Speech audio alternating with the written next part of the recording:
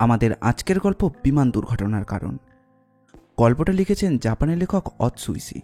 গল্প পাঠে রয়েছে শুভ, শুভম, দেবস্মিতা এবং আমি অপূর্ব। নমস্কার, আমরা থ্রিল স্টুডিও। আমাদের আজকের গল্পটি একটি সাইকোলজিক্যাল থ্রিলার এবং এটি প্রাপ্তবয়স্কদের জন্য। তবে গল্পটি মন দিয়ে শুনবেন। গল্পের শেষে একটি প্রশ্ন রয়েছে, যেই প্রশ্নটি আপনাদের ভেতর থেকে নাড়িয়ে দিতে পারে। তাহলে আর বেশি দেরি না করে চলুন শুরু করা যাক। আশা করছি আমার প্রশ্নের জন্য আপনি কিছু মনে করবেন না মিস, কিন্তু আপনি কি নস্ট্রাডামুসের ভবিষ্যৎবাণীর ব্যাপারে কিছু জানেন? আমি তখন জানালা দিয়ে বাইরের মেঘ দেখছিলাম। চোখ সরিয়ে নিয়ে আমি আমার পাশে বসে থাকা লোকটার দিকে তাকালাম। তার পরনে একটা ম্যাটম্যাটে বরণের স্যুট আর চেহারাটা একদম বৈশিষ্ট্যবিহীন। শহরের রাস্তায় এরকম বের হলে এরকম লোক প্রচুর দেখা যায়। লোকটার বয়স ওই 32-এর মতো হবে, তার মানে ওই আমারই বয়সী। ভবিষ্যৎবাণী? আপনি বলতে চাইছেন যে 1999 সালে পৃথিবী ধ্বংস হয়ে যাবে, এই ধরনের কিছু? লোকটা মাথা ঝাঁকালো। হ্যাঁ, ওসব জানি। যখন ছোট ছিলাম তখন এসব নিয়ে অনেক হইচই হতো, কিন্তু মাপ করবেন, আপনার কি মনে হচ্ছে না এরকম কিছু নিয়ে কথা বলার জন্য এখন সময়টা আসলে ঠিক নয়? আসলে ঠিক করে বললে এই সময়টার কারণেই আমি বিষয়টা নিয়ে কথা বলতে চাইছি। আমাদের সারিতে 3টে সিট, একজনের জন্য একটা করে। আমি বসেছিলাম জানালার পাশের সিটে, লোকটা বসেছিল মাঝের সিটটায়, কিন্তু করিডোরের সাথে সিটটা ছিল খালি। এটা কি কোনো ধরনের খাতির জমানোর চেষ্টা নাকি? একদমই না, আমি বিবাহিত, যদিও আমার স্ত্রী আর আমি এখন একত্রে বাস করছি না। লোকটা কাজ স্রাক করলো, বলল, হ্যাঁ, নস্ট্রাডামুসের কথা যেটা বলছিলাম, ওনার ভবিষ্যৎবাণীর ওপরে আমার অনেকটাই বিশ্বাস ছিল। আমি আসলেই বিশ্বাস করতাম যে 1999 সালে মানবজাতি ধুয়ে মুছে বিলীন হয়ে যাবে। আমার মনে হয়েছিল আমি নিজেও বাঁচব না। আমারও তাই। হাই স্কুলে পড়ার সময় নস্ট্রাডামুস সম্পর্কে জানতে পারি। ওনার ভবিষ্যৎবাণী শুনে এতটা আতঙ্কিত হয়েছিলাম যে রাতে ঘুমাতে পারতাম না। সত্যি সত্যি মনে হয়েছিল যে আমি মারা যাব, আমার বাবা মা মারা যাবেন। এর আগে পর্যন্ত আমার ধারণা ছিল মৃত্যু খালি অন্য মানুষদের হয়। কিভাবে 1999 সালে আমার বয়স 21 হবে তা নিয়ে খালি ভাবতাম আমি। লোকটা কাঁধ সোজা করে তাকালো, চোখে অবাক দৃষ্টি, বডি ল্যাঙ্গুয়েজ পুরোপুরি কুইজ শোয়ের হোস্টদের মতো। তার মানে আপনি আমারই বয়সী, একই স্কুলিয়ার। তাই বুঝি। 21-এর পর জীবন নিয়ে আমার কাছে কোনো প্ল্যান ছিল না। কিন্তু শেষ তো হয়নি নাকি? পৃথিবীর কথাই বলছি। হতে পারে অতি প্রতিক্রিয়া দেখাচ্ছি, কিন্তু তখন থেকে আমার মনে হয় আমাকে হয়তো অতিরিক্ত কিছু সময় দেওয়া হয়েছে, আরও কয়েক বছর বাঁচার জন্য। লোকটা নিঃশ্বাস ফেলল, গলাটা বেশ ভারী শোনালো। আমরা প্লেনের সব থেকে পেছনের সারিতে বসে রয়েছি। আমার বাম পাশে জানালা দিয়ে নীল আকাশ দেখা যাচ্ছিল, নিচে ঘন সাদা মেঘ ভেড়ার লোমের মতো ঘন। বেশ শান্তিময় একটা দৃশ্য, স্বর্গের দৃশ্য ঠিক যেমনটা হতে পারে বলে আমি কল্পনা করেছিলাম। ব্যাপারটা একটু ক্লান্তিদায়ক হয়েই দাঁড়িয়েছে। লোকটা মলিন হেসে বলল। আমরা সামনের দিকে ঝুঁকে সিটের পেছনে লুকিয়ে কাঁধের সাথে কাঁধ লাগিয়ে নিচু গলায় কথা বলছিলাম। দেখে মনে হতে পারে যে কোনো বয়স্ক দম্পতি, চাইলেও যাদের সোজা হয়ে দাঁড়ানোর কোনো ক্ষমতা নেই। আমার মনে হয় না এছাড়া আমাদের আর কিছু করার আছে। লোকটা মাথা ঝাঁকিয়ে সায় দিল আর 2 সিটের মাঝখানের ফাঁকে মুখ চেপে ধরল যাতে করিডর দেখা যায়। সেটা আসলে দৃষ্টিকোণের কারণে সম্ভব ছিল না। এই অবস্থায় সে আমাকে বলল, আমি অনেকদিন থেকেই আসলে কথাটা ভাবছি, এই প্লেনে ওঠার আগে থেকেই। নস্ট্রাডামুসের ভবিষ্যৎবাণী মিথ্যা প্রমাণিত হওয়ার পর 1999 থেকে যেসব নতুন শিশুর জন্ম হয়েছে তারা মৃত্যু নিয়ে কী ভাবে। আমি একদমই নিশ্চিত যে মৃত্যুর ব্যাপারে তাদের ধারণা আমাদের থেকে আলাদা। যারা 1999-এর আগে জন্মগ্রহণ করেছিল তাদের মাথার উপরে ওই ভবিষ্যৎবাণী খড়গের মতো ঝুলছিল, আমাদের উপরে একটা অভিশাপের ছায়া ফেলেছিল। এমনকি যেসব শিশু কিশোর ব্যাপারটা বিশ্বাস করত না তাদের মনেও কিছুটা সন্দেহ ছিল। কিন্তু এখনকার বাচ্চারা একদমই আলাদা। দুনিয়া ধ্বংস হয়ে গেল কিনা কিংবা তারা মারা যাবে কিনা এসব নিয়ে তাদের মনে কোনো চিন্তাই নেই। আপনার তাই মনে হয়? নস্ট্রাডামুসকে বাদ দিলেও আরও হাজারটা জিনিস আছে যার কারণে ওদের মনে ধ্বংস কিংবা মৃত্যুর চিন্তা আসতে পারে। প্রতিদিনই গাড়ি দুর্ঘটনা হচ্ছে, প্রাকৃতিক দুর্যোগও আগের চেয়ে অনেক বেশি হচ্ছে, আমার অন্তত তাই ধারণা। লোকটা বড়জোর 1 সেকেন্ডের জন্য আমার দিকে তাকালো। আপনার যুক্তি বুঝতে পারছি, হয়তো ঠিকই বলছেন। সে আবার তার মুখ সিটের ফাঁকে চেপে ধরল সামনে দেখবার জন্য। মুখে তখনও মলিন একটা হাসি। প্লেনটা একটু কাঁত হলো। এই সময় আমরা একটা ক্যান গড়ানোর শব্দ পেলাম। বেশ কিছুক্ষণ ধরেই এরকমটা হচ্ছে। প্রতিবার প্লেনটা কোনো দিকে একটু কাত হলেই ক্যানটা সামনে পেছনে গড়াগড়ি করছে। কখনো কল্পনাও করিনি যে একটা প্লেন ক্র্যাশে আমার মৃত্যু হবে। আপনি করেছেন? আর ঘণ্টাখানেকের মধ্যেই এই প্লেনটা কোথাও আছড়ে পড়বে। আপনার কি মত? হ্যাঁ, ভয়ের ব্যাপার। এখনো অনেক কিছু বাকি আছে যা আমি করতে চাই। প্লেন ক্র্যাশে মৃত্যু, না, এখনো বিশ্বাস করতে পারছি না ব্যাপারটা। আমি কাজরাক করে মাথাটায় একটু তুললাম যাতে সিটের ওপর থেকে সামনের দিকে কি হচ্ছে সেটা দেখতে পারি। নিউ ইয়ার কিংবা ওভনের সময়, মানে জাপানের বুদ্ধিস্ট অনুষ্ঠানের সময় হলে প্লেন ভর্তি থাকতো, কিন্তু বছরের এই সময় প্লেনের ভিড় অর্ধেকই ছিল মাত্র। হাতে পিস্তল নিয়ে করিডোরে একজন হাইজ্যাকার দাঁড়িয়ে রয়েছে। 8 ঘন্টা আগেই প্লেনটাকে হাইজ্যাক করা হয়েছে। টেক অফের কিছুক্ষণ পর একজন অল্প বয়সী যুবক, দেখে মনে হয় কলেজের ছাত্র, প্লেনের সামনের দিকে বসেছিল। সে হঠাৎ দাঁড়িয়ে লাগেজ র্যাক থেকে কিছু একটা বের করতে থাকে। কেবিন ক্রু তার দিকে এগিয়ে গিয়ে তাকে বসতে বলে। ছেলেটা ব্যাগ থেকে পিস্তলের মতো কিছু একটা বের করে মেয়েটার বুকে চেপে ধরে। তারপর অসংলগ্ন কথাবার্তা বলতে থাকে, যেমন, ব্যাপারটা ভুলে যাও, ব্যাপারটা ভুলে যাও, আমাকেও ভুলে যাও, আমাকেও ভুলে যাও। ছেলেটা রং ওঠা পুরনো ময়লার একটা সোয়েটার পরেছিল, তার উপর একটা সাদা কোট, চুলগুলো কোকড়া, আর মাঝখানে এক ফালি চুল অ্যান্টেনার মতো খাড়া হয়েছিল। পিস্তল ধরা হাতটা যেন কাঁপছিল। সত্যি বলতে কি, পিস্তলটা দেখে আমারও মনে হচ্ছিল যে নকল। মনে হচ্ছিল যে একটা ওয়াটার গান ধরে আছে। ভুলে যেতে পারবো না, এটাই আমার চাকরি। ফ্লাইট অ্যাটেন্ডেন্ট পিস্তলের ব্যারেলটা উপেক্ষা করেই বলল। মনে হয় মেয়েটাও আমার মতো পিস্তলটাকে খেলনা ভেবেছিল। ছেলেটা পিছিয়ে গেল। মনে হলো সিটে বসতে যাচ্ছে। ফ্লাইট অ্যাটেন্ডেন্ট সামনে গিয়ে দেখতে গেল যে ছেলেটার সাথে সে জিতে গিয়েছে। নিজেকে কি মনে করেন আপনি? সিট বেল্ট বেঁধে রাখার সাইন এখনো অন। আপনি কি ভেবেছেন এখন সিট ছেড়ে উঠলে কি আসে যায়? আর এসব কি পোশাক? মাঝে মধ্যে 2-1টা ফ্যাশন ম্যাগাজিন তো খুলে দেখতে পারেন। কি জঘন্য অবস্থা। বাকি সবাই ফ্লাইট অ্যাটেন্ডেন্ট ছেলেটাকে ঝাড়তে দেখে বেশ মজা নিচ্ছিল। ছেলেটা নিজের পোশাকের দিকে তাকিয়েছিল লজ্জায় মাথা নিচু করে। তারপর পিস্তলটা কেবিন অ্যাটেন্ডেন্টের দিকে টাক করে ট্রিগার টেনে দিল। শুকনো একটা ধূপ করে শব্দ হলো, আর মেয়েটা কলা গাছের মতো করিডোরের ওপরে পড়ে গেল। যাত্রীদের মুখের হাসি হাসি মুখটা যেন হাঁ হয়ে গেল। তাদের কিছুই করার ছিল না হ্যাঁ বা না করে দেখা ছাড়া। অপরিচ্ছন্ন পোশাক পরা ছেলেটা করিডোর দিয়ে ককপিটের দিকে এগিয়ে গেল। এবার যাওয়ার সময় সে শুধু বলল যে কেউ নড়বেন না, যে নড়বে আমি তাকেই গুলি করব।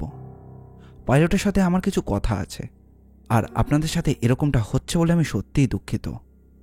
সে সামনে পেছনে কয়েকবার তার মাথাটা ঝাঁকালো, আর তার হাঁটার মধ্যেও কেমন যেন একটা অদ্ভুত নার্ভাস ভঙ্গি ছিল।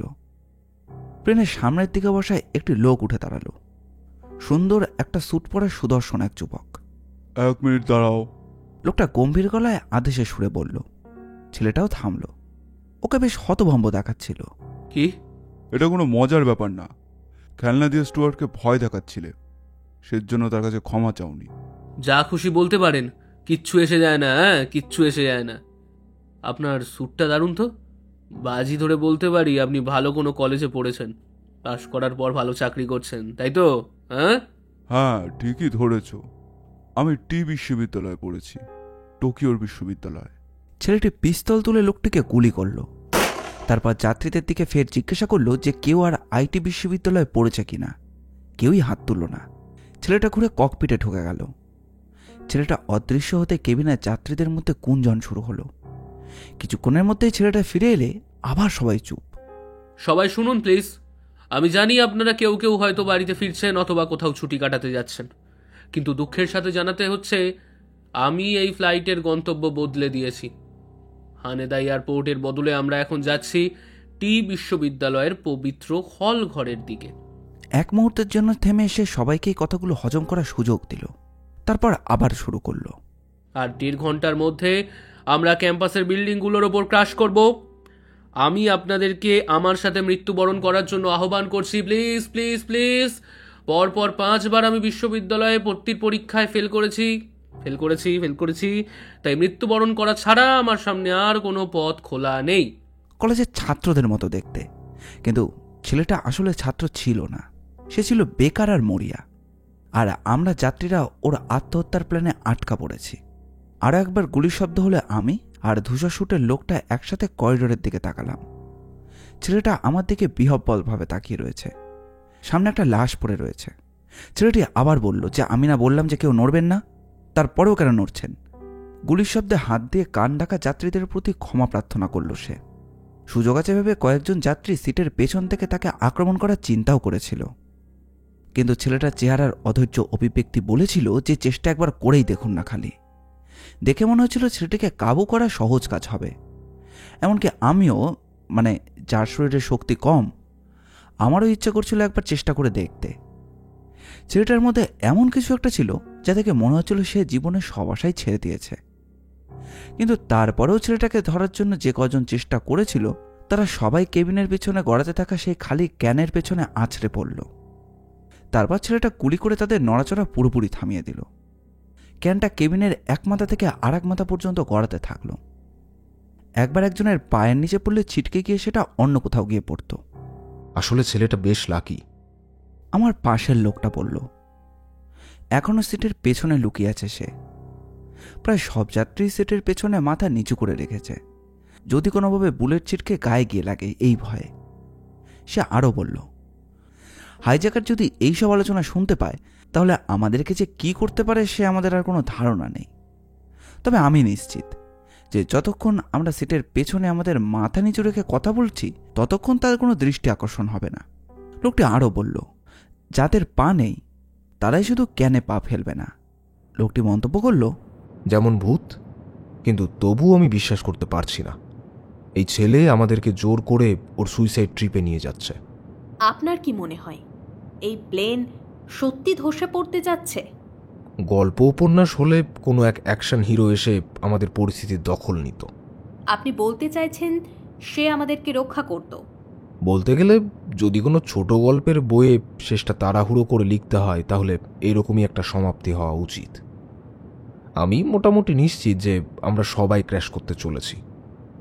বিশ্ববিদ্যালয়ের বিল্ডিংগুলো আজ ভয়াবহ আতঙ্কের মুখের সম্মুখীন হতে যাচ্ছে। লোকটা তার তর্জনী কপালে ঠেকিয়ে এদিক ওদিক মাথা নাড়ল, যেন শোক প্রকাশ করছে, একটু নাটকে অঙ্গভঙ্গি।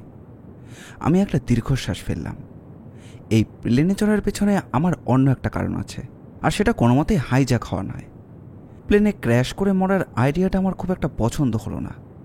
একদম ছোটবেলা থেকে পুরোটা জীবন ভেবে এসেছি শান্তির সাথে মৃত্যুবরণ করব। আকাশে কখনো তারা খসে পড়তে দেখলে আমি কখনো সুখী বৈবাহিক জীবন বা সফল ক্যারিয়ার চাইনি, বরং আমি চেয়েছি আমার মৃত্যু হোক ঘুমের মধ্যে। মরতে যাচ্ছি এই চিন্তাটা আমার কোনোভাবেই হজম হচ্ছে না। আমাদেরকে কিছুই করার নেই। জানি কি বলতে চাইছেন। যে মুহূর্তে আমরা হিট করব বর্ণনাতীত ব্যথা অনুভব হবে, আমাদের হাড়গুলো ভেঙে গুঁড়ো গুঁড়ো হয়ে যাবে, শরীরের ভেতরের অঙ্গ প্রত্যঙ্গগুলো ছিটকে বাইরে বেরিয়ে আসতে চাইবে, আগুনের শিখা আমাদেরকে খেয়ে ফেলবে। পুরোটাই একটা জঘন্য ব্যাপার। তবুও অন্তত আশা করছি তাড়াতাড়ি মরব। সেটা তো সহজই। তাড়াতাড়ি মরতে চাওয়াটা কোনো সমাধান না। কে জানে কপালে কি আছে। ও যদি কোনো ভুল করে আমরা হয়তো তাহলে বেঁচেও যেতে পারি, কিংবা হয়তো ডালপালায় ঝুলে থেকে নাড়ি ভুড়ি বের করে কয়েকটা ঘন্টা ভুগে ভুগে মরব। হঠাৎ আমার চোখের সামনে আমার মৃত্যুদশা ভেসে উঠল। কষ্টে মোচড়াচ্ছি, বমি ভাব হচ্ছে, আমার বগলটা ঘামে ভিজে যাচ্ছে। আমার ক্ষমতার মধ্যে থাকলে আমি অবশ্যই শান্তিময় মৃত্যু বেছে নিতাম। আমার অধৈর্য বিড়বিড় শুনে লোকটা আঙুল দিয়ে এমনভাবে ঠকঠক করে শব্দ করলো যেন ছেলেটা সেটা শুনতে না পায়। এই কথাগুলো শোনার জন্যই আমি অপেক্ষা করছিলাম। আমি একটু সরে বসলাম। কি বলতে চাইছেন? আঙুল দিয়ে তবলা বাজাচ্ছেন যেন খুব ফুর্তিতে আছেন। কমন সেন্স না থাকারও একটা লিমিট আছে। মাফ করবেন, আমি বোধহয় আপনাকে এখনো বলিনি, আমি একজন সেলসম্যান। লোকটা তার স্যুটের পকেট থেকে কিছু একটা বের করলো, তারপর সেটা আমার মুখের কাছে নিয়ে এলো। এটা দেখুন। লোকটার হাতে একটা ছোট সাইজের হার্পোডাইমিক সিরিঞ্জ, ভেতরে স্বচ্ছ কোনো তরল ভরা।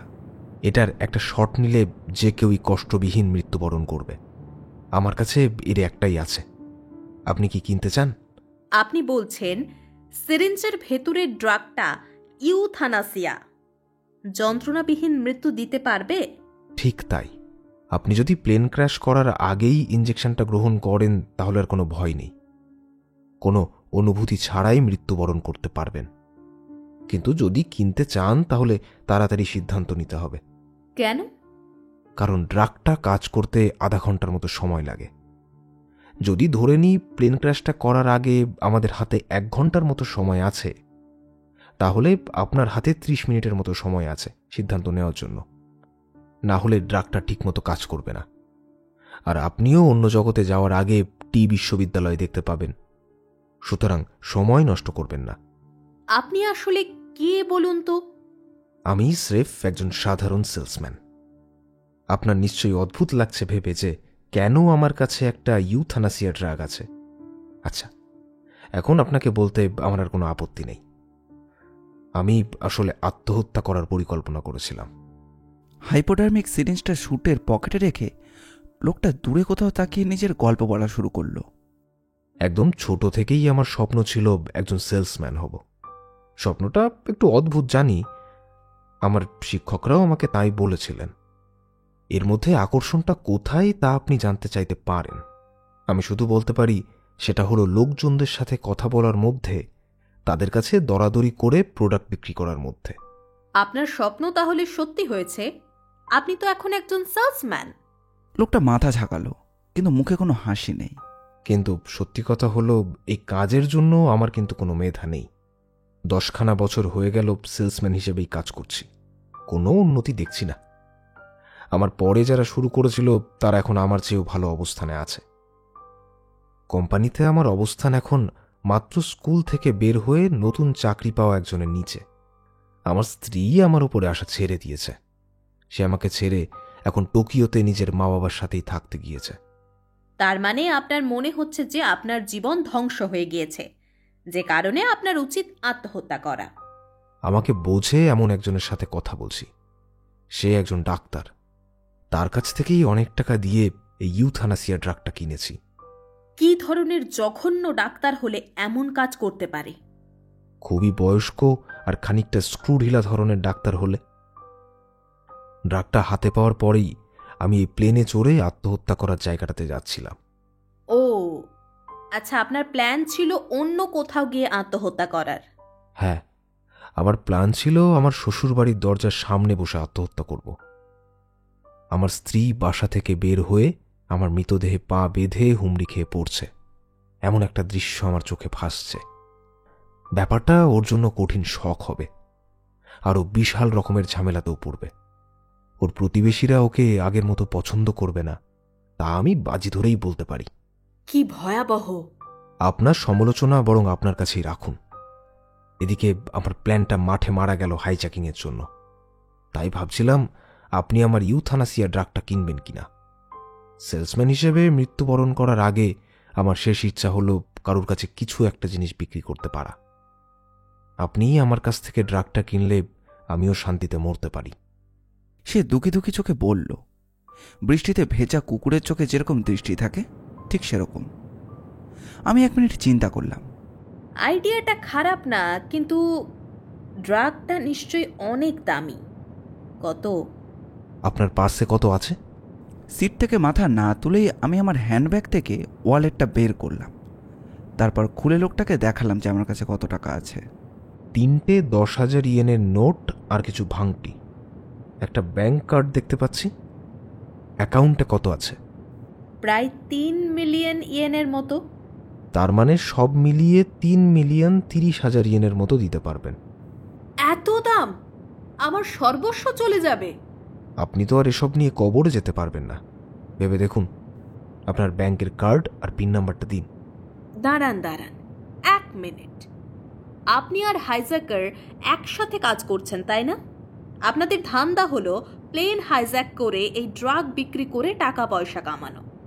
আপনার ধারণা জালিয়াতি করার জন্যই আমি এসব খুনোখুনি করছি? ঠিক আছে, আপনাকে বিশ্বাস করছি, কিন্তু তারপরেও আমার ধারণা একটা হাইপোডার্মিক সিরিঞ্জের জন্য সর্বস্ব দিয়ে দেয়া বেশি হয়ে যাচ্ছে। আমি আপনাকে 10,000 ইয়েন দেব, সেটাও আমার কাছে অনেক বেশি মনে হচ্ছে।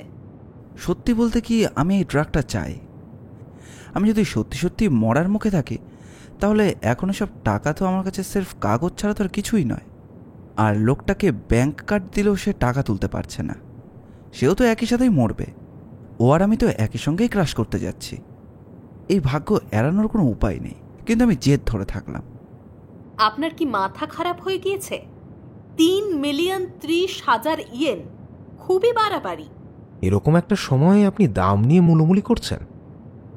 আমি যদি এই জিনিস এখন 10,000 ইয়েনে বিক্রি করি, তাহলে আমার আত্মা শান্তি পাবে? পরের জন্মে আবার জেগে উঠতে পারবে? আপনার আত্মার কথা জানি না, কিন্তু আমার পুরো জীবন চলেছে লোকজনকে দাম কমানোর কথা বলে।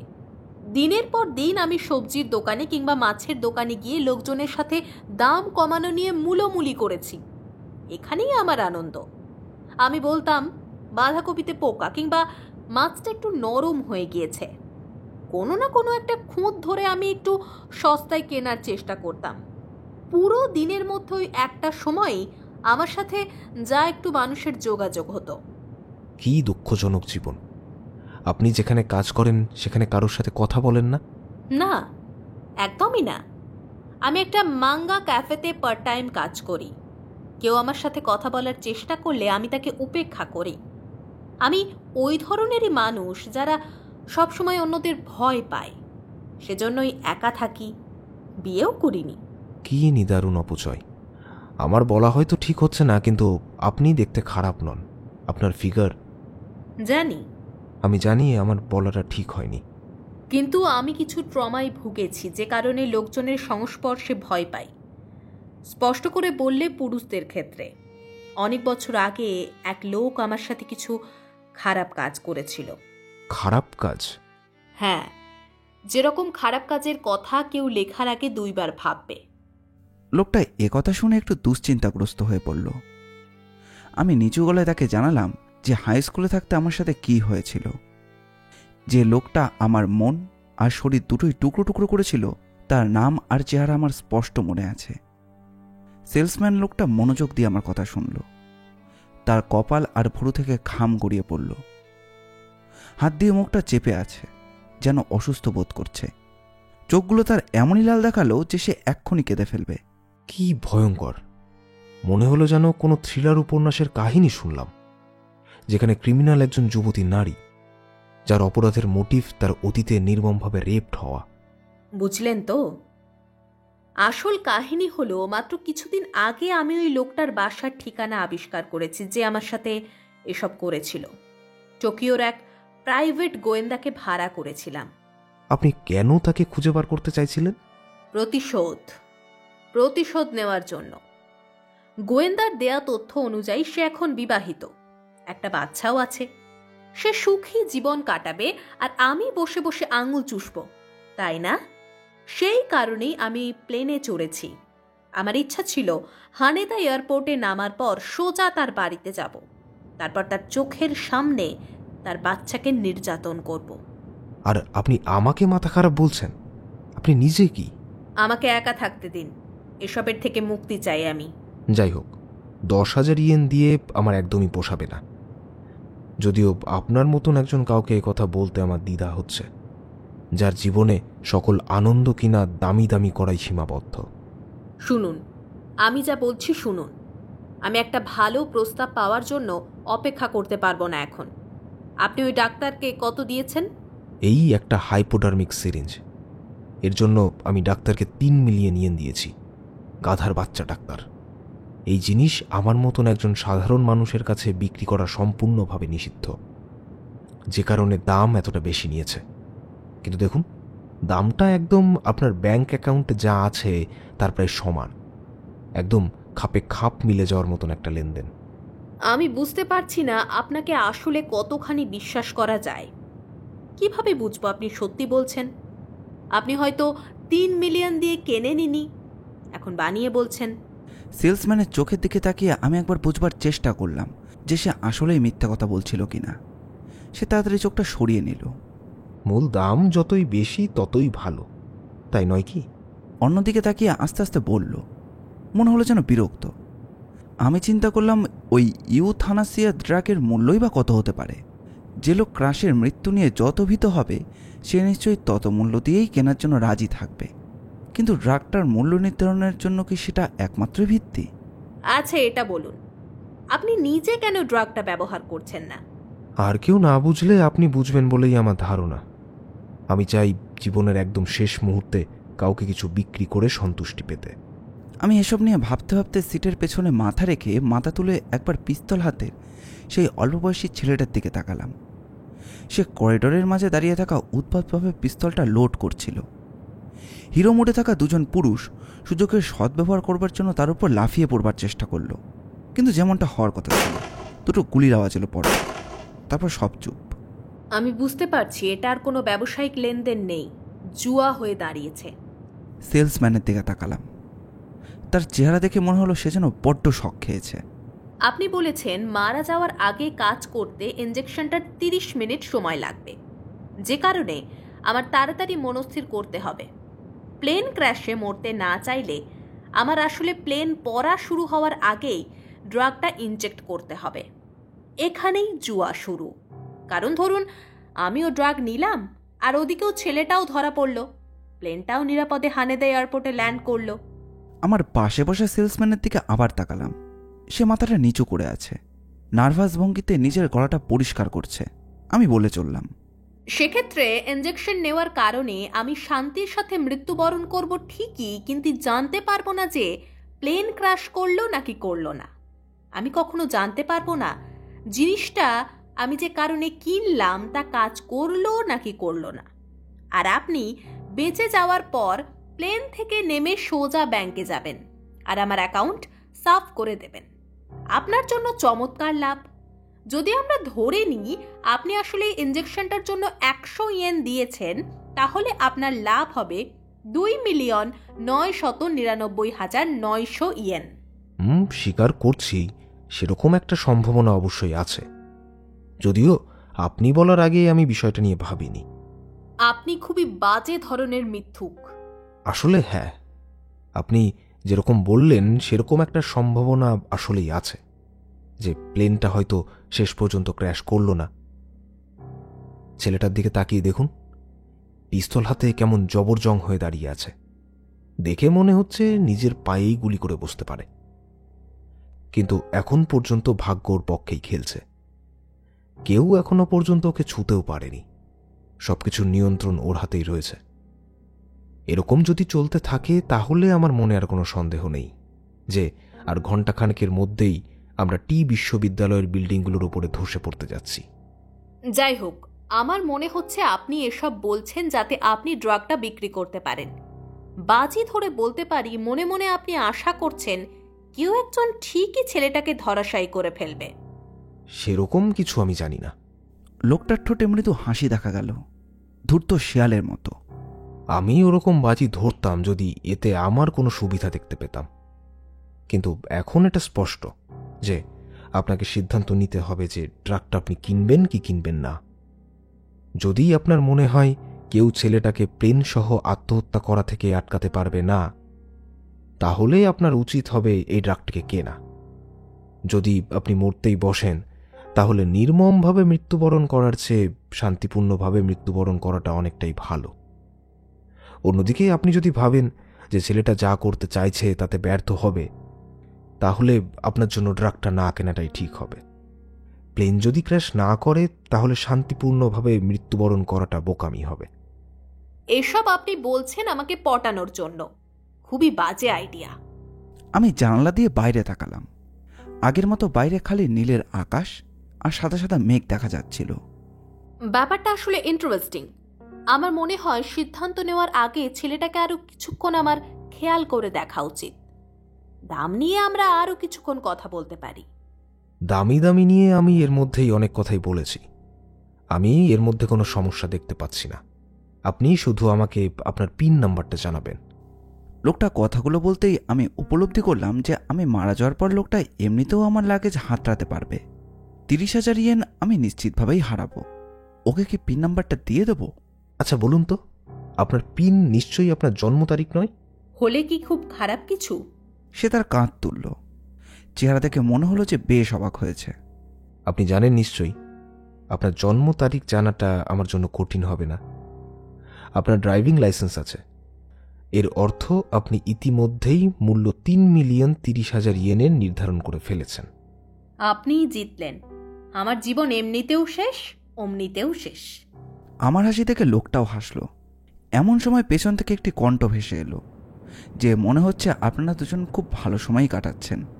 1 মিনিট দাঁড়ান, আমাদেরকে একটু সময় দিন। আমরা খুবই গুরুত্বপূর্ণ একটা ব্যবসায়িক লেনদেন নিয়ে আলোচনা করছি, এই প্রায় শেষ হয়ে এসেছে। তারপর মাথা তুলে দেখতে গেল যে কে কথা বলছে। দেখার পর ওর গলার স্বর যেন হাসির মতো ফ্যাস ফ্যাসে শোনাতে লাগলো। ওহ, আমি দুঃখিত।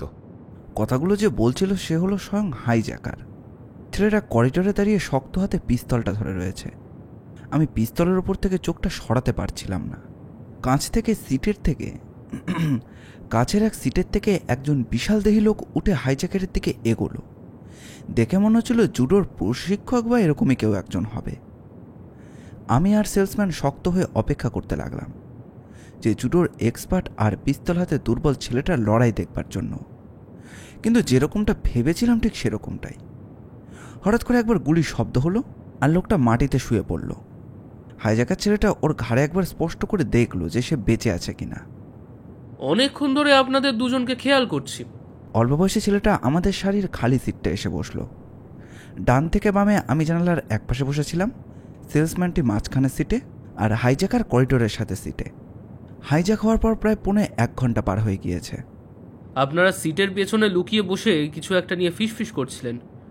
আমার মনে হয় আপনারা পরিকল্পনা করছিলেন যে কিভাবে আমার থেকে পিস্তলটা কেড়ে নেওয়া যায়, রাইট? কিংবা আপনারা হয়তো আমার চেহারা, আমার পোশাক, আমার স্কুলের নাম নিয়ে বাজে কথা বলছিলেন, হতেও পারে। হাসাহাসি করছিলেন। অবিশ্বাসের তো কিছু নেই, হতেই পারে। প্রথমে আমিও তাই ভেবেছিলাম, কিন্তু পরে উপলব্ধি করলাম যে কিভাবে বলা যায় আপনারা দুজন অন্য যাত্রীদের থেকে অন্য রকম আচরণ করছিলেন। তাই নাকি? আমি বললাম, ঝুঁকে ভালো করে ছেলেটাকে দেখবার চেষ্টা করলাম। হাইজ্যাকারকে দেখে মনে হচ্ছে সে বোধহয় একটু বিব্রত বোধ করছে। খালি হাতটা দিয়ে মাথার চুলটা শোয়ানোর চেষ্টা করছে, কিন্তু সেই মাথার এক ফালি চুল অ্যান্টেনার মতোই সোজা হয়ে থাকলো। অন্য সব যাত্রীরা রীতিমতো ভয়ে জমে আছে, এমনকি যারা হিরো হওয়ার চেষ্টা করেছে তারাও। কেউ কেউ পাগলের মতো কাঁদছে, কেউ কেউ ভূতের মতো সাদা মুখ নিয়ে বসে আছে। কিন্তু আপনাদের দুজনকে দেখে মনে হচ্ছে ঘরের লিভিং রুমে বসে খুশ গল্প আলাপ চালিয়ে যাচ্ছে, না? আচ্ছা, আপনারা বলুন তো, আমার এই পিস্তলটাকে দেখে আপনারা ভয় পাচ্ছেন না? নাকি আপনারা ভেবেছেন আমার মতো দেখতে কেউ এই কাজে সফল হবে না, তাই ভয়ের কিছু নেই? আপনারা কি ভাবছেন এই ছেলেটা যে কোনো বিশ্ববিদ্যালয়ে সুযোগ পায়নি সে কিনা প্লেন হাইজ্যাক করবে? হ্যাঁ, এরকমই ভাবছিলেন তো? না, একদমই না। আমরা ভালোই ভয় পেয়েছি। যেমন উদাহরণস্বরূপ, আমি বলতে চাইছি আপনার কথা আর কাজ দেখে মনে হচ্ছে সবকিছু নিয়ে আপনার জটিলতা আছে, যে কারণে আপনাকে ভারসাম্যহীন মনে হয়, এবং সেটা অবশ্যই ভয়ের ব্যাপার। জটিলতা? আমি অতদূর যাব না। আপনি খুবই সেন্সিটিভ মশাই, আপনি খুবই সেন্সিটিভ। আমি চারপাশে তাকালাম। প্লেনের সবাইকেই ভয়ে অসুস্থ দেখাচ্ছিল। কেউ সরাসরি আমাদের দিকে তাকাচ্ছিল না, কিন্তু এটা নিশ্চিত যে সবাই এখানে কি হচ্ছে তা নিয়ে দুশ্চিন্তা করছিল। কাছাকাছি বসে থাকা একজনকে দেখে মনে হচ্ছিল যে আমাদের কথাবার্তা শোনার জন্য কান পেতে রয়েছে। আমি আবার সেই অল্প বয়সী ছেলেটির দিকে তাকালাম আর বললাম, আমাদেরকে অন্য যাত্রীদের মতো আতঙ্কিত লাগছে না, তার কারণ হয়তো আমাদের দুজনের আসলে অন্যদের মতো হারানোর তেমন কিছু নেই। হাইজ্যাকার ছেলেটি এমনভাবে মাথা ঘোরালো যে সে আরও কিছু বিস্তারিত জানতে চায়। হ্যাঁ, আমি প্লেন ক্র্যাশ করে মরা নিয়ে ভীত, কিন্তু অন্যদের সাথে তুলনা করলে আমরা দুজন ভাগ্যকে মেনে নিয়েছি। আমি সেলসম্যানের দিকে ইঙ্গিত করে ব্যাখ্যা করলাম যে একটা লোক আগেই আত্মহত্যা করবার সিদ্ধান্ত নিয়েছে। আর আমার ক্ষেত্রে আমি বললাম যে হাই স্কুলে থাকতে এক লোক আমাকে রেপ করেছিল। আমি সেটার প্রতিশোধ নিতে যাচ্ছিলাম। ছেলেটাও সব শুনে সেলসম্যানের মতো হাত দিয়ে মুখ ঢাকলো। এরপর থেকে আমি আর কোনো পুরুষকে কখনো বিশ্বাস করতে পারিনি। ছেলেটার চোখগুলো খানিকটা লালচে দেখালো। সে আমার দিকে এক নজরে তাকিয়ে থাকলো। কয়েকবার মনে হলো সে কিছু বলতে গিয়েও থেমে গেল। শেষ পর্যন্ত বলল, যে লোকটা আপনার সাথে বাজে বাজে কাজ করেছে তাকে কি আপনি খুন করতে চাইছিলেন? সম্ভবত। আমি চাই ওর যন্ত্রণাদায়ক মৃত্যু হোক। জানি না এছাড়া আর কিভাবে আমার শান্তি হবে। সে যাই হোক, এইসব কারণে এই সেলসম্যান ভদ্রলোক আর আমি নিজেদেরকে যাবতীয় সুখ থেকে মুক্ত করে ফেলতে পেরেছি। এখন যদি আমরা আমাদেরকে কোনো সুখহীন বাস্তবতায় আবিষ্কার করি, যেমন জোর করে প্লেন ক্র্যাশে মৃত্যুবরণ করতে বাধ্য করা, তাহলে আমাদের আসলে কিছু যায় আসে না। সেজন্যই আপনারা এত শান্তভাবে বসে কথা বলতে পারছিলেন। হাইজ্যাকার ছেলেটি বলল। সে চুপ করে বসে এক মুহূর্ত কি যেন চিন্তা করল, তারপর মাথাটা নামিয়ে ফেলল। আপনার মন শক্ত, আপনার সাথে ভয়াবহ কিছু হয়েছে, কিন্তু তারপরেও আপনি থেমে থাকেননি। আপনি আপনার প্রতিশোধের ছক কেটেছেন আর বেঁচে থাকার চেষ্টা করছেন। কিন্তু এখনো মনে হচ্ছে মরতে যাচ্ছি। ভালোই বলেছেন। আমি একটু সামনে চোখে অল্প বয়সী ছেলেটার চোখের দিকে তাকালাম। এতে সে একটু অবাক হলো আর একটু গুটিয়ে গেল। এখন আপনি আমাকে বলুন, আপনার কেমন লাগছে? এই যে নিরীহ মানুষজন ভর্তি পুরো একটা প্লেন হাইজ্যাক করলেন। ওকে এসব প্রশ্ন করবেন না, সেলসম্যান বলল, আর ধাক্কা দিয়ে আমাকে সিটে পাঠিয়ে দিল। 1 মিনিট দাঁড়ান, এটা জরুরি। প্রশ্নটা আসলে সে কাজটা করতে কতখানি মরিয়া, এর সাথে আমার ড্রাগটা কেনার সিদ্ধান্ত জড়িত। ও আচ্ছা, তাহলে যুক্তি আছে। ড্রাগ? কি নিয়ে কথা বলছেন আপনি? সেলসম্যান আর আমি নিজেদের মধ্যে একবার দৃষ্টি বিনিময় করলাম। ছেলেটিকে ইউথানাসিয়া ড্রাগ সম্পর্কে কিছু বলা ঠিক হবে কিনা। শেষে আমরা ওকে সব খুলেই বললাম, ওই হার্পোডার্মিক, আমার কেনার চিন্তা, আর হাইজ্যাক ব্যর্থ হলে সেলসম্যানের লাভ, সব কিছুই। তার মানে আপনি অনিশ্চয়তায় ভুগছেন যে ইনজেকশনটি কিনবেন কি কিনবেন না। হাইজ্যাকার প্রশ্ন করল। আমি মাথা ঝাঁকালাম। সেলসম্যান কয়েকবার গলা খাকারি দিয়ে পরিষ্কার করে হাইজ্যাকারকে বলল, আপনার কি মনে হয় আপনি এই কাজে কতখানি অবিচল? আমি বলতে চাইছি, আত্মহত্যা করা ঠিক আছে, কিন্তু আপনি আমাদের সবাইকে এর মধ্যে টানতে চাইছেন কেন?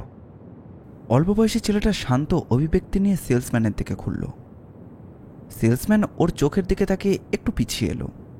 কারণ সব কিছু সহ্যের সীমা ছাড়িয়ে গিয়েছিল। আমার মায়ের সবসময় বিশ্বাস ছিল টি বিশ্ববিদ্যালয়ে পড়া ছাড়া আমার সামনে আর কোনো পথ খোলা নেই। অন্য কোনো সম্ভাবনা তার চিন্তার বাইরে ছিল। মা বলতেন, কেউ যদি টি বিশ্ববিদ্যালয়ে ভর্তি না হতে পারে তাহলে সে মানুষের জাত নয়, সে গরু, ছাগল কিংবা অন্য কিছু। টি বিশ্ববিদ্যালয়ে ঢুকতে পারা ছিল আমার জীবনের একমাত্র লক্ষ্য কিংবা উদ্দেশ্য, যা পারেন বলুন আপনি। পাশ করার পর কি করতেন? ওই প্রশ্ন কখনো আমার মাথায় আসেনি। আমার একমাত্র চিন্তা ছিল শালার ওই বিশ্ববিদ্যালয়ে কিভাবে ভর্তি হওয়া যায়। আর কোনো কিছুতেই কিছু এসে যায় না আমার, যে কারণে আমি রাতের বেলা বাসায় থেকে খালি পড়াশোনা করতাম। সবাই যখন মেয়েদের সাথে ডেট করছে, আমি তখন শুধু পড়াশোনায় ব্যস্ত আছি। ডেট করছে, গেম খেলছে, আমি তার কিচ্ছু দেখিনি। আমি শুধু বইয়ে মুখ গুঁজে বসেছিলাম। আর যখন পড়াশোনা করতেন না, তখন কি করতেন? আমার শখ ছিল জাপানি আচার বানানো। এর মধ্যে এত কাজ আছে যে আপনি চিন্তাও করতে পারবেন না। তারপর সে বলতে থাকলো যে কিভাবে সঠিকভাবে সবজি কাটতে হবে, কীরকমভাবে কচকচে হতে হবে, কোন সময় কীরকম আচার হয়, কতটুকু লবণ দিতে হয় ইত্যাদি। কথাগুলো বলার সময় ওর মুখের চোখটা বেশ উজ্জ্বল হয়ে উঠছিল। যখন বাসায় একা থাকতাম আর সব কিছু নিস্তব্ধ থাকতো, তখন আচার বানানো আমাকে শান্তি দিত। প্রাইমারি স্কুলে থাকতে আমি আচার বানানো শুরু করি। মনে হচ্ছে এই ছেলে প্রাইমারি থেকেই আওলা কিসিমের। আপনার কি মনে হয়? জানো, স্কুলের সবাই এই নিয়ে হাসত। ওরা বলতো আমার পোশাকগুলো পুরনো আমলের। নতুন কিছু কিনতে আমার ভয় হতো। মনে হতো দোকানের লোকজন আমাকে দেখে হাসবে। আমার জন্য ফ্যাশনেবল হওয়া একটু অদ্ভুত ব্যাপার, তাই না? হ্যাঁ, মা আমার জন্য যা কিনে আনতেন আমি তাই পড়তাম। একমাত্র যা আমি নিজে কিনেছি তা হলো নোটবুক আর লেখালেখির জিনিসপত্র। অন্যান্য ছেলেমেয়েরা যখন তাদের জমানো টাকা দিয়ে সিডি কিনছে, আমি তখন আমার হাত খরচের টাকা দিয়ে কিনছি ফাউন্টেন পেন। আমি সবসময় পড়াশোনা করতাম, যে কারণে স্কুলের কেউ আমার সাথে খেলতে চাইতো না। তারা সবাই গোপনে গোপনে আমায় কি বলে ডাকতো জানেন? গন্ধমাদন। একদম ভালো নাম না।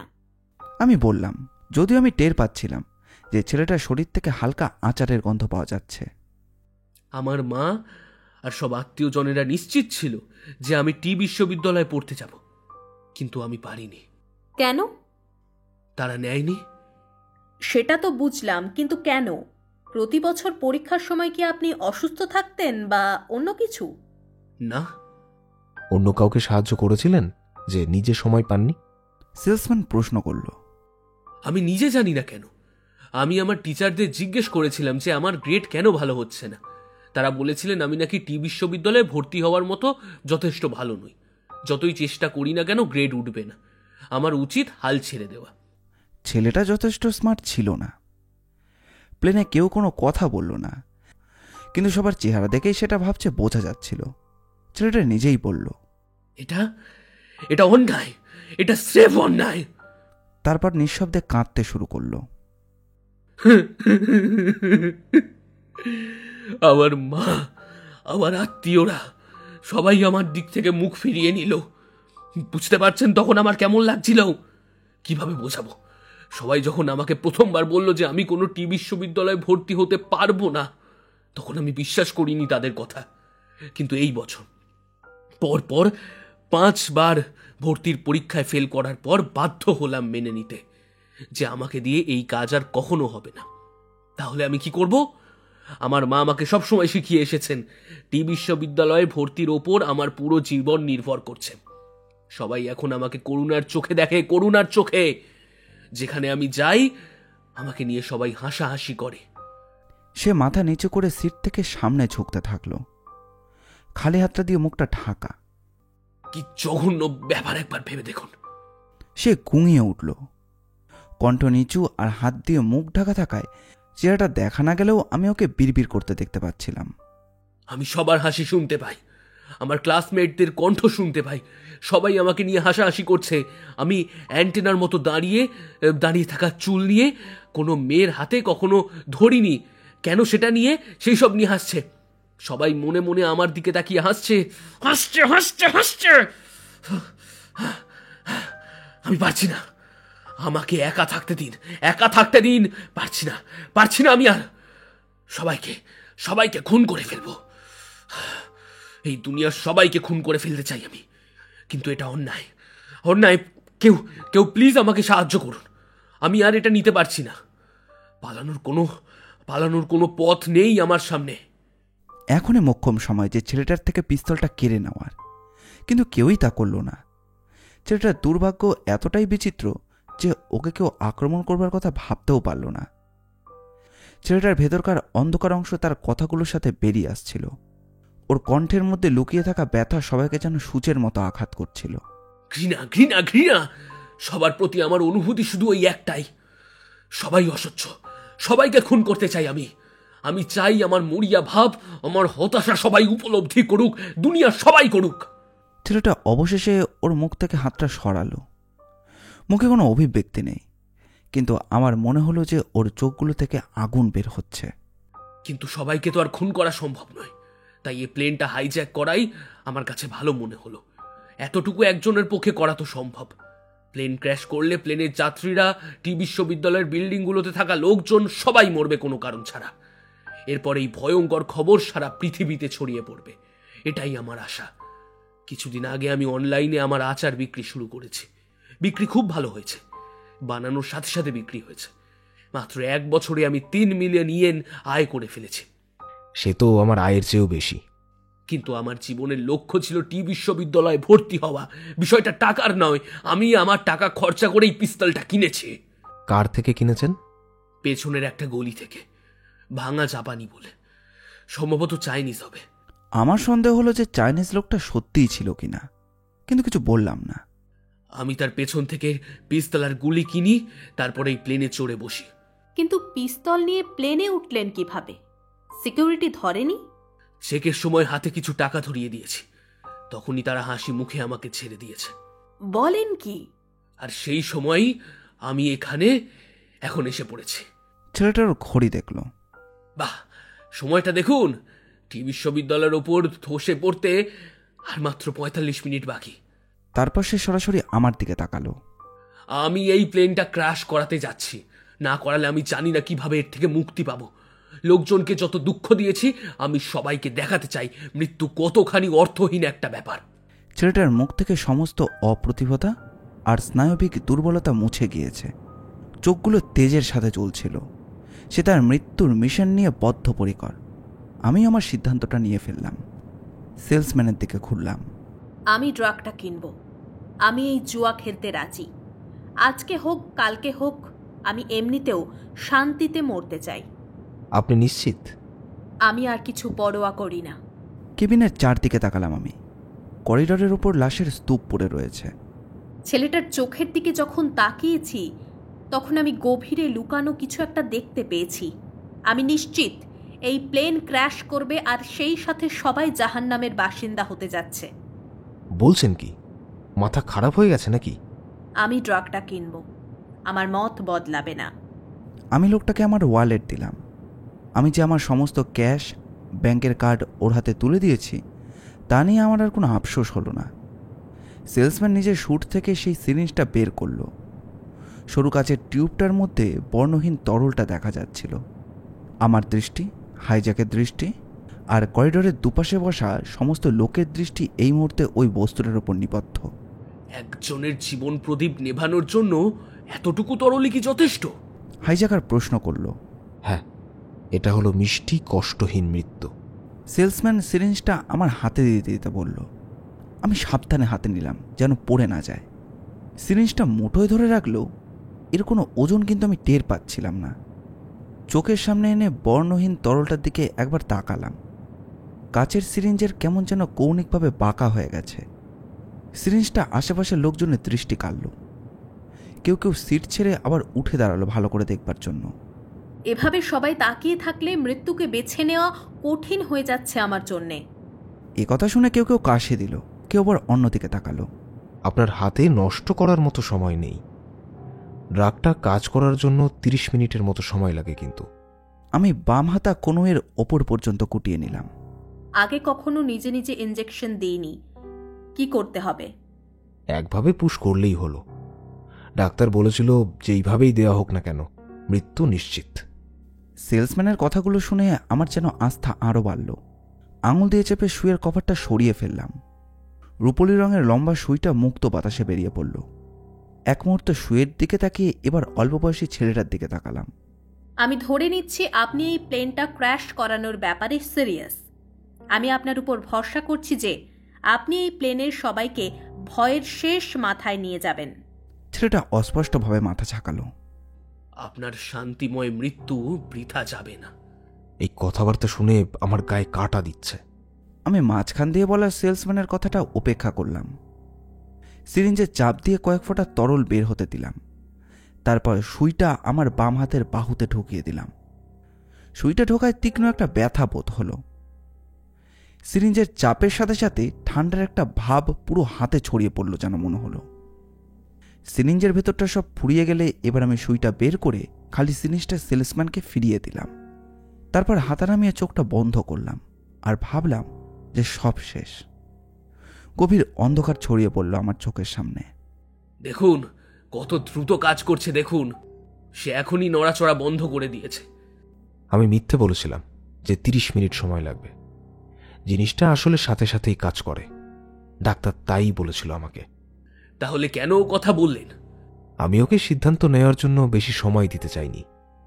মানে ধরুন, যদি আপনি ধরা পড়ে যান, ব্যবসা করার জন্য তখন অনেক দেরি হয়ে যেত না? আপনার কথা বুঝতে পারছি। তার মানে আপনি বলতে চাইছেন আপনি এখনো আশাবাদী যে আমি ধরা পড়তে পারবো? আমার সর্বোচ্চ চাওয়া সেটাই কি স্বাভাবিক নয়? সেটা হলে আমি ব্যাংকে গিয়ে ওর সব টাকা তুলে নিতে পারবো। সত্যি বলতে কি, আমি একদম অল্প টাকায় ড্রাগটা ডাক্তারের কাছ থেকে কিনেছিলাম। সুতরাং পুরোটাই আমার লাভের লাভ। আমি হয়তো টাকাটা দিয়ে নতুন জীবন শুরু করতে পারবো, কিংবা অন্তত আরেকবার আত্মহত্যা করার পরিকল্পনা করার আগে কিছুদিন ভালোভাবে সময় কাটাতে পারবো। একদমই আন করা নতুন একটা জীবন। সবকিছু বদলে ফেলে জীবনটা আবার নতুন করে শুরু করার কথা কি আপনি কল্পনা করেননি? না, আমার ঘৃণা আমার জন্য এতটাই প্রবল ছিল যে পজিটিভ কোনো চিন্তা আমার মাথায় আসেনি। আপনি যখন নিজেকে মৃত মানুষ হিসেবে চিন্তা করবেন, তখন নতুন জীবনের কল্পনা করাটাই অসাধ্য, অন্তত আমার জন্য অসাধ্য। কিন্তু আপনার কাছে আমার একটা সাহায্য প্রয়োজন, শুধু আপনার কাছে নয়, যে যে আমাকে শুনতে পাচ্ছে তাদের সবাইকেই বলেছি। আমি চাই আপনারা সবাই সিট থেকে উঠে প্লেনের সামনের দিকে যাবেন। এখন সামনের দিকে কিছু সিট খালি আছে, কিছু সিট আগে থেকেই খালি ছিল, সব মিলিয়ে অর্ধেকের মতো সিট খালি রয়েছে। আমি চাই আপনারা সবাই একসাথে বসবেন, আমার জন্য তাতে লক্ষ্য রাখাটা সহজ হবে। কোনো সমস্যা নেই, চলুন সিট অদল বদল করা যাক। কিন্তু আমরা যদি সবাই সামনে গিয়ে বসি, তাহলে প্লেনটা ভারসাম্য হারিয়ে আগেই ক্র্যাশ করে বসবে। আমরা এখনই ক্রাশ করতে যাচ্ছি, সুতরাং সে নিয়ে দুশ্চিন্তার কিচ্ছু নেই। ঠিক আছে, তা এই মহিলার কি হবে? সে আর করিডোরের লাশগুলো যেখানে আছে সেখানেই থাকুক, বাকিরা সবাই সামনে যান। যারা এখনো জীবিত আছেন সবাই। এইটা আমার নির্দেশ। নাকি আপনারা এমন কারোর নির্দেশ পেতে চান যে কিনা টি বিশ্ববিদ্যালয়ে ভর্তি হতে পারেনি? হ্যাঁ, আমি মরে গিয়েছিলাম, কিন্তু তারপর চোখ খুললাম। তারপর ঘাট টলতে টলতে জানলা দিয়ে বাইরে তাকালাম। তখনও সেই একই সিটেই বসে রয়েছি। মনে হচ্ছিল যেন আমি কোনো প্রেতাত্মা যে এখনও প্লেনে বসে রয়েছে। পাশে তাকালাম, কিন্তু সেলসম্যান তখন আর সেখানে নেই। হাইজ্যাকারকেও দেখা গেল না। চারিদিক অন্ধকার হয়ে মারা যাওয়ার আগে শোনা ওদের শেষ কথাগুলোই আমার মনে পড়ছিল। অল্প বয়সী ছেলেটাকে সবাই সামনে বসার নির্দেশ দিচ্ছিল। এমন সময় হঠাৎ একটা জায়গায় অ্যান্টেনার মতো খাড়া হয়ে থাকা চুল আমার চোখে পড়ল। অল্প বয়সী ছেলেটা প্লেনের একেবারে পেছনের সিটে বসে রয়েছে। মৃতদেহদের এলাকায় একমাত্র জীবিত মানুষ এবং নিঃসঙ্গ। কেউই কোনো কথা বলছিল না। একমাত্র শব্দ হচ্ছিল ইঞ্জিনের শব্দ। আমি নিঃশব্দে ছেলেটা সিটের দিকে হেঁটে যেতে লাগলাম। করিডোরে পড়ে থাকা লাশগুলোর উপর আমার পা পড়ল। আমি সাবধানতার সাথেই আমার পা ফেলছিলাম, যাতে খালি কৌটোটায় আমি পা না দিয়ে বসি। আমি সোজা ছেলেটার পেছনে এসে দাঁড়ালাম আর ওর মাথার উঁচু হওয়া চুলটার দিকে তাকালাম। ও গভীর মনোযোগের সাথেই সামনের দিকে তাকিয়েছিল, যেন কোনো কিছুই দৃষ্টি না এড়িয়ে যায়। আমি যেন টের পাচ্ছিলাম যে ওর মনোযোগ থেকে কিছু বিচ্ছুরিত হচ্ছে। আঙুলের মাথা দিয়ে আমি ছেলেটার উঁচু হয়ে থাকা সেই চুলটা স্পর্শ করলাম এবং উপলব্ধি করলাম ভূত বা প্রেতাত্মা সম্পর্কে সবাই যেটা বলে তা সত্যি। কাউকে না জানিয়ে তারা সবকিছু স্পর্শ করতে পারে। আমার ইচ্ছা করলো ভূত হয়ে কোনো বুড়ো মানুষের টাকের ওপর তবলা বাজাতে। ঈগল যেভাবে শিকার খোঁজে, সেভাবেই আশেপাশের দিকে তাকিয়ে এক টেকোকে খুঁজে পেলাম। লোকটার দিকে এগোতে যাব, এমন সময় ছেলেটা পিস্তলটা পাশের সিটে নামিয়ে রেখে হাত পা টান করছিল। আমি আস্তে আস্তে সেটা হাতে নিয়ে দেখতে লাগলাম। আশ্চর্যজনকভাবেই জিনিসটা বেশ ভারী ছিল। জিনিসটা শক্ত বলে মনে হচ্ছিল, যেন সত্যি সত্যি ধাতব কিছু একটা ধরে রয়েছে। ভূতেরা সত্যি সত্যি কি কোনো জিনিস উপলব্ধি করতে পারে? আমি মুগ্ধ হয়ে গেলাম। পিস্তলটা নিয়ে কিছু অ্যাকশন পোজও দিলাম। কি হচ্ছে সব? অল্প বয়সী ছেলেটা যেন হতবুদ্ধি হয়ে গেল। হাত পা টান করে শেষে আমার দিকে ফিরে দেখে যে আমি একজন নারী পুলিশের মতোই পোজ দিয়ে রয়েছি। সে সরাসরি আমার দিকে তাকিয়ে অবাক হয়ে গেল। আপনি কি আমাকে দেখতে পাচ্ছেন? আপনি ভূত দেখতে পারেন নাকি? সামনে বসে থাকা সবার মাথায় এদিকে ঘুরে এলো। একজন সিট ছেড়ে উঠে দাঁড়ালো।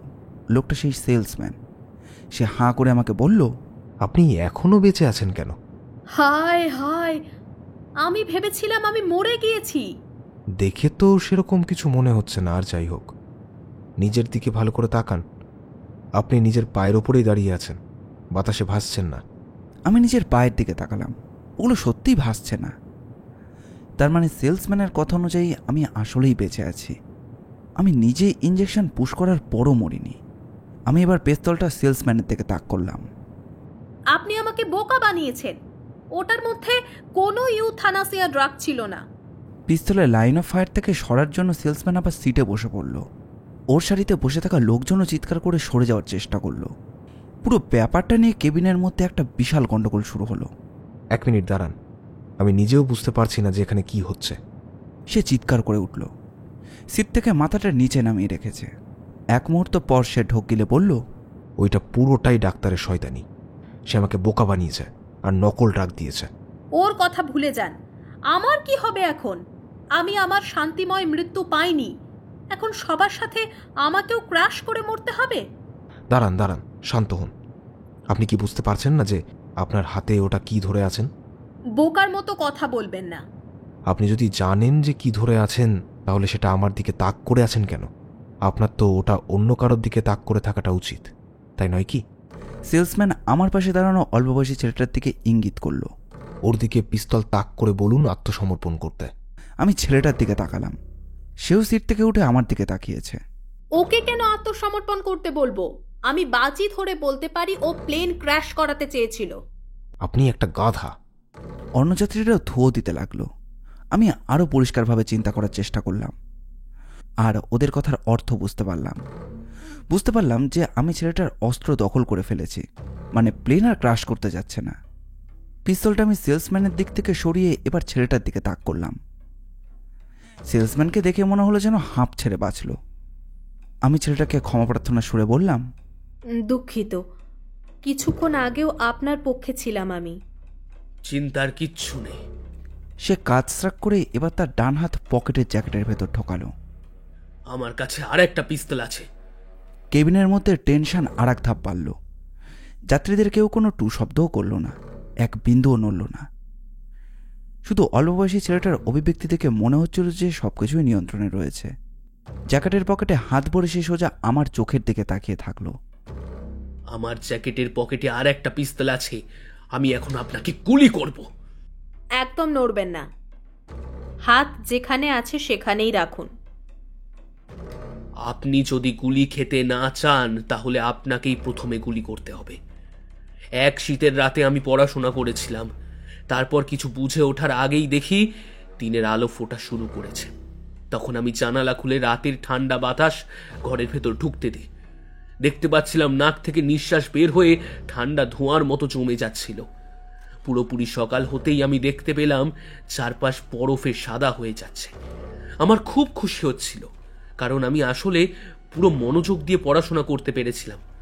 ওই সকালটাকে আমি খুব ভালোবাসি। এখন যেহেতু আমি অনেক মানুষকে মেরে ফেলেছি, তাই আমি এই সুন্দর সকাল আর দেখতে পাবো না। বলতে বলতে সে তার ডান হাত জ্যাকেট থেকে বের করে আমার দিকে তাক করলো। আমি আর বিন্দুমাত্র দ্বিধা না করে ট্রিগার টেনে দিলাম। বাতাস স্যাট করে আমার মুখে এসে লাগলো, যেন বাতাস নিজেই ফেটে গিয়েছে। প্লেনে সবাই মাথা নিচু করে বসে পড়ল, আর অল্প বয়সী ছেলেটা করিডোরে লুটিয়ে পড়ল। ওর ডান হাতে শুধুমাত্র একটা ফাউন্টেন পেন ধরা ছিল। আকাশের রং বিকেল থেকে গোধূলিতে বদলে গেল, আর আমি ওর সন্তানকে আমার কোলে নিয়ে ওরই ঘরে টিভি দেখছিলাম। ওর সন্তান ছিল একটা মেয়ে, কিন্ডার গার্ডেনের বয়সী, বাড়িতে একাই ছিল। অপরিচিত একজনকে দেখে ওর মধ্যে কোনো আড়ষ্ট ভাব দেখা গেল না। সহজেই আমাকে আপন করে নিল, আমার কোলে এসে বসল। আমরা একসাথে টিভিতে খবর দেখতে লাগলাম, এবং একটু পরেই ও ঘুমিয়ে পড়ল। রুমের কোনায় রাখা টিভিটায় তখন দুপুরে ঘটা হাইজ্যাকিংয়ের ঘটনাটা দেখাচ্ছিল। একটার পর একটা ছবি ভেসে আসছিল। প্লেন ল্যান্ড করার দৃশ্য, যাত্রীদের বের করে নেওয়ার দৃশ্য, আর পুলিশের প্রবেশের দৃশ্য ইত্যাদি। যাত্রীদের ছবির সময় আমি এক ঝলক আমি আর আমার ওই সেলসম্যানের চেহারাও দেখতে পেলাম। আমার জীবনের সবচেয়ে জঘন্য ফ্লাইট ছিল এটা। প্লেন থেকে নামার পর সেলসম্যানকে এই কথাটা বলতে শুনেছিলাম। সে দুপা মাটিতে বাড়ি দিয়ে নিশ্চিত হতে চাইছিল যে আসলেই শক্ত মাটিতে আবার ফিরেছে কিনা। আশা করছি আবার অনেকদিন মৃত্যুর সম্মুখীন হতে হবে না। আমাকে অ্যাম্বুলেন্সে করে হাসপাতালে নেওয়া হয়েছিল, কারণ আমি নিজের বাহুতে অজানা কোনো তরল ইনজেক্ট করেছিলাম, তাই আমাকে পরীক্ষা করা দরকার ছিল। আমার সাথে আরও অনেক যাত্রীকেই হাসপাতালে নিয়ে যেতে হয়েছিল, মূলত বিভিন্ন সময়ে জ্ঞান হারিয়ে ফেলবার জন্য। আমি নিশ্চয়ই স্বপ্ন দেখছি ভাবলাম। এমন সময় আমার কোলে ঘুমিয়ে থাকা মেয়েটা একটু নড়ে উঠল, আমার বুকে মাথা চেপে থাকলো। দেখে মনে হচ্ছিল সুখী। একটা কন্ডোমিনিয়াম বিল্ডিংয়ের 3 তলায় এই অ্যাপার্টমেন্টটা। জানালাগুলো দক্ষিণমুখী, আর সে কারণে রুমগুলোতে বেশ আলো ঢোকে। জানালার কাছে ফুলদানিতে কিছু ফুল রাখা। ওটার দিকে তাকিয়ে থাকতে থাকতেই মূল দরজা খোলার শব্দটা কানে এলো। কই সবাই, আমি চলে এসেছি। একজন পুরুষের কণ্ঠ, যা আমি স্কুলের পরে আর কোনোদিন শুনিনি। কিন্তু এখনও স্পষ্ট মনে আছে। আমি হলঘর দিয়ে তার পায়ের শব্দ ভেসে আসতে শুনছিলাম। তারপর লিভিং রুমের দরজাটা খুলে গেল।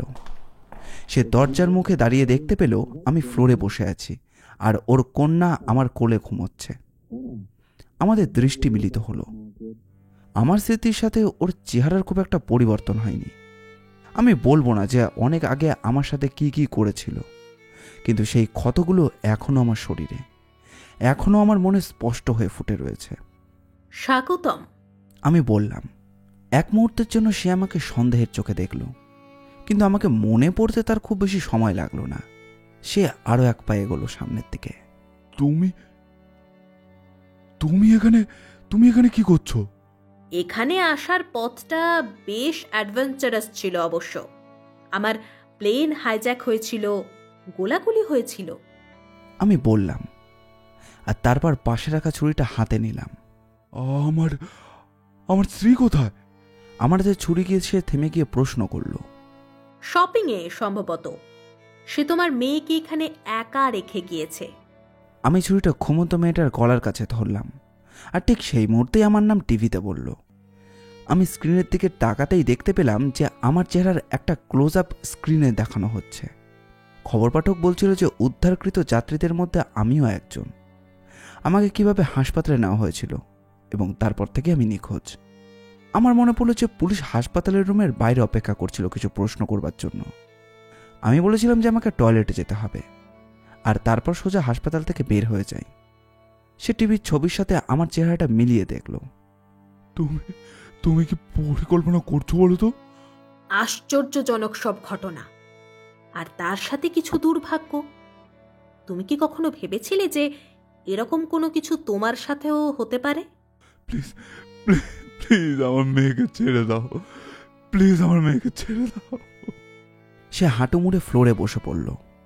কাঁদতে কাঁদতে সে আর তার বন্ধুরা আমার সাথে হাই স্কুলে যা করেছে তার জন্য ক্ষমা চাইল। রুমের ভেতর একটা মাত্রই শব্দ হচ্ছিল, আর সেটা ওর ফোপানোর শব্দ। তারপর মূল দরজাটা খুলে গেল আর ওর স্ত্রী অ্যাপার্টমেন্টে ঢুকলো। শপিং ব্যাগ হাতে সে লিভিং রুমে ঢুকলো আর দেখলো যে তার স্বামী ফ্লোরে হাঁটু গেড়ে বসে রয়েছে আর আমার হাতে ছুরি। আর মহিলার চেহারা দেখে আমি পরিষ্কারই বুঝতে পারলাম যে কি হচ্ছে সেটা সে এখনো বুঝতে পারছে না। বাচ্চা মেয়েটা ঘুমন্ত মুখ আমার বুকে চেপেছিল। অনেকক্ষণ আমরা কেউ কোনো কথাই বললাম না। মেয়েটার গলায় ছুরি ধরে রেখে আমি খবর দেখতে থাকলাম। অবশেষে স্ক্রিনে একজন অল্প বয়সী যুবকের চেহারা দেখা গেল। খবর পাঠক তার বর্ণনা দিল যে কিভাবে সে প্লেন হাইজ্যাক করেছে, কিভাবে কেবিন ক্রু আর যাত্রীদের খুন করেছে। আমার মনে পড়ল যে ও মারা যাওয়ার আগে আমাকে কি বলেছিল, সেই সুন্দর সকালের গল্প যেখানে চারিদিক সাদা হয়েছিল। এবং চোখ বন্ধ করে আমি ছুরিটি চালিয়ে দিলাম। আমার প্রতিশোধ এখানেই শেষ হলো। গল্পটি এখানেই শেষ। এগুলোকে বলে এক ধরনের ওপেন এন্ডিং। আমার মতে গল্পটার সমাপ্তি হয়েছে দুরকমভাবে। এক, যেখানে মেয়েটি ইনজেকশন নিয়ে মারা গেছে এবং তার পরের ঘটনাগুলো অবচেতন মনের ভাবনা। আর দুই, ঘটনাটি সত্যিই হয়েছে। কিন্তু এখানে আপনাদের কাছে একটা প্রশ্ন, আপনারা যদি লেখক লেখিকা হতেন তবে আপনারা গল্পটাকে কিভাবে শেষ করতেন?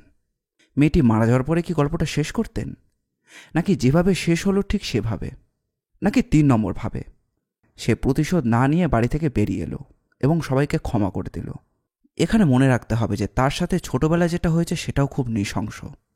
আপনারা কিভাবে শেষ করতেন সেটি অবশ্যই কমেন্টে লিখবেন এবং কেন এভাবে শেষ করতেন। আমাদের গল্পটি ভালো লাগলে অবশ্যই লাইক এবং কীরকম লাগলো সেটি কমেন্ট করে জানাবেন। আমরা আপনাদের মধ্যে থেকে একটি কমেন্ট পিন করে দেব। আপনাদের ভালোবাসা একান্ত কাম্য। ধন্যবাদ।